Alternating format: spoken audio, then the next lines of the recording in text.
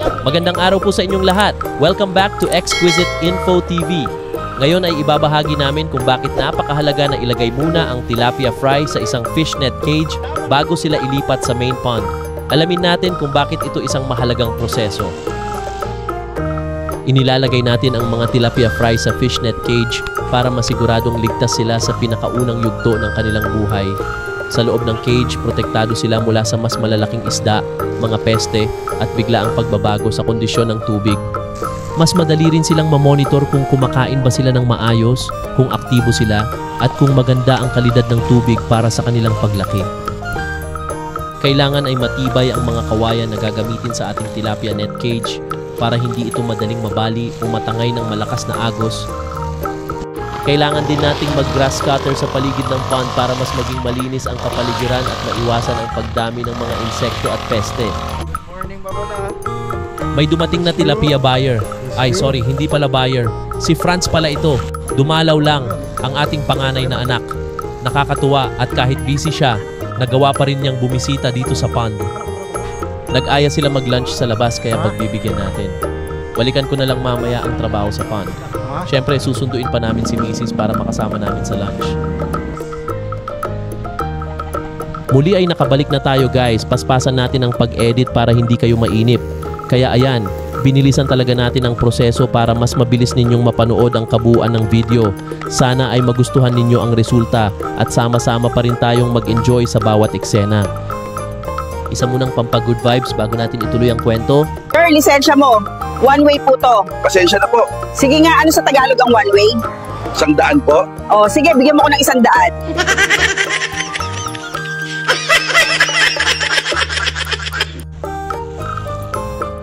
Naglagay kami ng net sa ibabaw para hindi madagit ng mga ibon. Isa rin sila sa mga predator ng fingerlings. Kailangan talaga nating protektahan ang mga maliliit na tilapia dahil kapag pinabayaan lang, mabilis silang nauubos sa dami ng kumakain, lalo na yung mga ibon na palaging nag-aabang sa paligid ng pond. Naglagay tayo ng PVC pipe para magsilbing aerator ng mga tilapia fingerlings. Importante ito para laging may sapat na oxygen sa tubig, lalo na kapag mainit ang panahon o masikip ang lugar ng mga fry. Sa simpleng paraan na ito, mas napapabilis ang kanilang paglaki at mas nagiging malakas ang kanilang resistensya. Kaya ayan, sinisigurado natin na komportable at healthy ang mga fingerlings bago natin sila palabasin sa malaking pond. Bago magpapasok ng tubig mula sa water irrigation, ay maglagay muna tayo ng screen net para masala ang mga dumi, dahon at maliliit na isda na maaaring makapasok sa pond.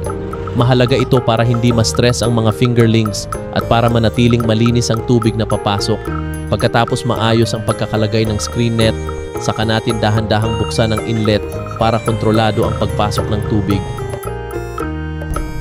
Kukuha na tayo ng tilapia fry sa Vice City. Maaga pa lang ay bumiyahe na kami para siguradong fresh at masigla ang mga fry na makukuha natin. Nakabalik na tayo, nandito na tayo ngayon sa Tanjay City.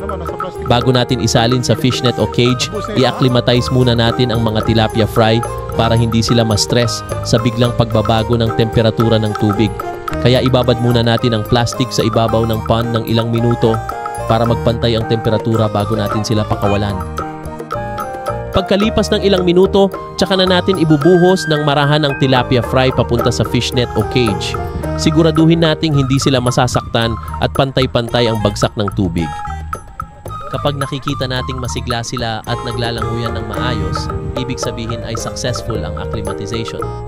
Dito na tayo magkakaroon ng kumpiyansa na handa na silang palakihin sa kanilang bagong environment. Pakainin ang mga fingerlings 3 to 4 times a day para masigurong mabilis ang kanilang paglaki at laging malusog ang kanilang kondisyon. Huwag kalimutan na tama lang ang dami ng pakain, wag sobra para hindi madumihan ang tubig. Importante rin na pantay-pantay ang oras ng pagpapakain para masanay sila sa routine at maging mas aktibo. Kapag oras na ng pagpapakain, obserbahan din natin kung gaano sila kaaktibo kumain. Maraming salamat sa panonood. Sana ay nag-enjoy kayo at may natutunan muli tungkol sa ating tilapia farming dito sa Tanhi City. Huwag kalimutang i-like, i-share at mag-subscribe para sa iba pang informative at inspirational na videos. Dito lamang sa Exquisite Info TV, kung saan tunay ang kwento at tunay ang buhay. Hanggang sa susunod na upload, ingat po kayo at God bless.